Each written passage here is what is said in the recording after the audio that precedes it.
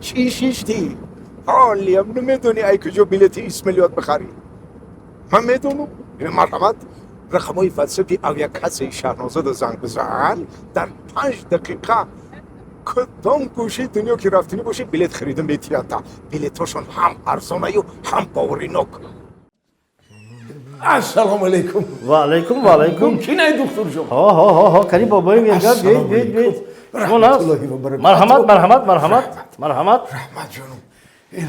الهی و می خیرت قدم دفع کل بلاها پروردگار عاقبت بخیر کنی ایمان. الله اکبر. سازین؟ سلامتی هم هست؟ رحمت بچه جان. ها. رحمت دادر جان.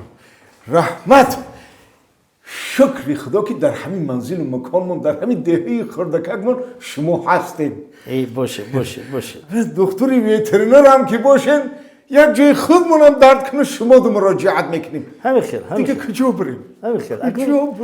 اکنون دامادی وای صبوری کمازیست گفته که این ویترینر آدم نمیفهمد.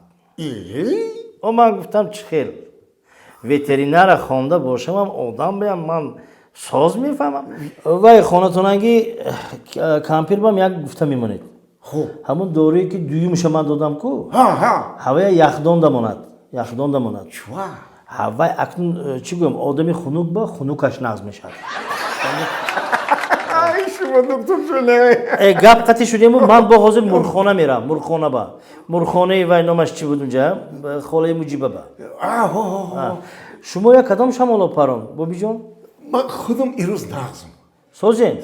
به هر حال یک بار میبینیم بابی. نه شرط نیست ولی دیلم برای چی اینقدر خواتیر ای پریشانی شما پریشانی؟ آخی انا همو اسبی ما دو روز شد که اینم در زمین یک سال خواه اینجاش نمیجومه.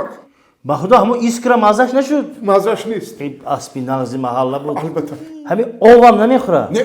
من حاضر خودم آفرما آمدم. فیرما رفته بودم. من شما تابلت که میتیم نباشد. خوب. همین تابلت که را برده اسپاتون با میتید. این همین تابلت که را میگیرید و اسپاتون با میتید. آخی دکتر جان گفتم که ایسکرا نه علف میخوره نه او ما چی خیلی دارو میتونش که بخوره. اینا راهش آسان اما چه؟ اینا همین خیلی تروبکه را میگیرید تروبه هست که پلاستیکه. تروبه پلاستیک. 15 میشد. همین 4 تا هک تابلت را از این طرفش میگذارید و سوراخش ده. این سوی تروبه را خیلی دهانی اسب ده میاندازید و از اینجا میکنید. این قندو تو جان. این راهی آسان است. من راستی گم شما ده بی پول همین را گفتم من شما. هزار رحمت دکتر جان. اینقدر سوادی بلند داری. الهیم که انا سواد و علمت ایران به درجه عالی برسه. الله اکبر. کامپیره لیکن گپ زنید که یخدان ده بازن خودشان در آمده ایستاد.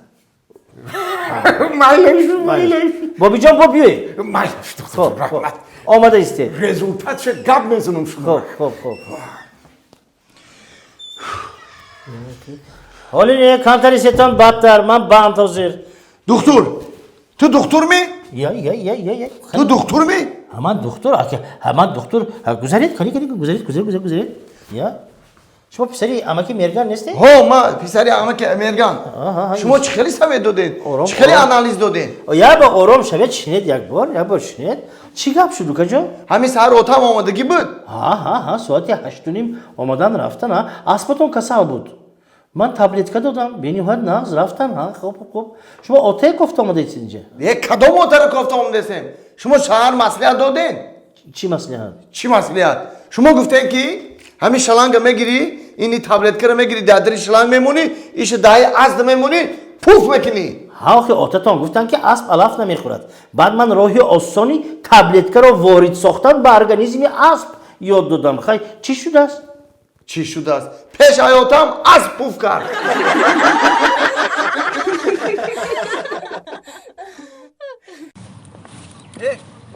السلام علیکم و علیکت با سلام نغز کامل جان میشه رحمت سلامتی خوب زینکی خوب اولاد خوبه رحمت کی کراکو خونه فرزندو سازه رحمت بچه کم نمو چند روزا میبینیم در پیش چشمم نمیتوی گو میبرم اومدی صحبت میکردیم تای دوم ده ها راست گپ کامل جان راست میگی 3 روز بود که قطعی عروسم دامگیری دی بدم کجا سفیده را دا اینه اوه خنده تابزه میتونی ده باور که کامل جان این سفیده رو که من در تلویزیون دیده بودم آن که در حقیقت رفتم ای پیش دیدم این یک جایی بوده که راحت جای بهترین این همه خیلی خوشروی بوده که هوشم رفت دیدم خنده تابزه میتونی خیلی همین رفیق شیده آخی برادر شیده آخی نخود مرا یه بار همونجا نبری تو میراییم خانه میگویده ای کامل جان یک خدمت ای تعمیر بود که من ترم سفیده رو میبرم اینه اوه چی خدمت های ما در خدمتیم کامل جان این اولی ما خانه میرم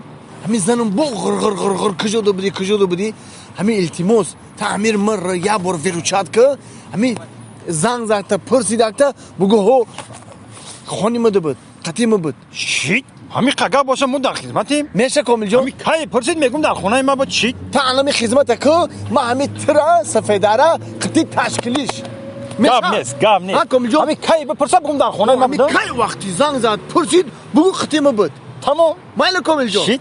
مایل گام نیست گام اگه نیست همین بیو. خدمت بود که ایشالله مایلش خوب. مایل اکا مایل جان خوب رحمت اکا جان. کامل یه رحمت گاب نیست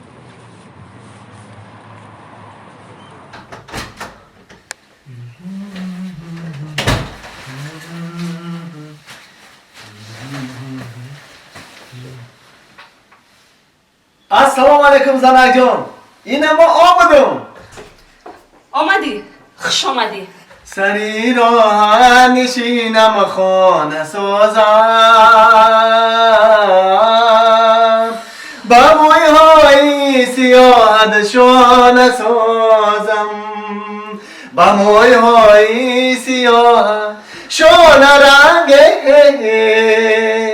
خود را بهتر از این بگانه سازم گوش که مرا کم شیطانی که کم دم شعر بخون 3 روز در گجا بدی تو خونه و در زن و فرزند نداری تو ایزا نمیکشی تو چه خیلی دل دمی گوده که نمیسته ایجا بیو ایزا نمیکشی دل به هم یک نمیسوزن این چه خیلی بچه جانی من او زنک جان او ما خونه اگه کامل بدم در خونه کمیل 1 روزای 2 روزای 3 روزای 3 روز تو نبودی در خونه کمیل بودی انیق های تو بکرم او چه دروغ میگفتم او خونه اگه کامل بدم کو در خونه کمیل بودی نمره کمیل هم رفته نمیراشه؟ نه گاب نیست زنک جان 20 پرابلم اینه بنویس چنده؟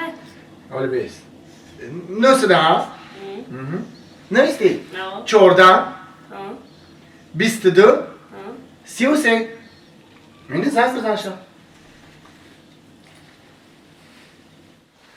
سلام علیکم اکای کمیل اکای کمیل بخشه چی پرسیم تو نه؟ همین سادی 3 روز در خونه نبود که شما بود؟ اوی اگه جان خونه ما ده بود این هادی ساعتی کردیم 6 تا شخمت بازی کسته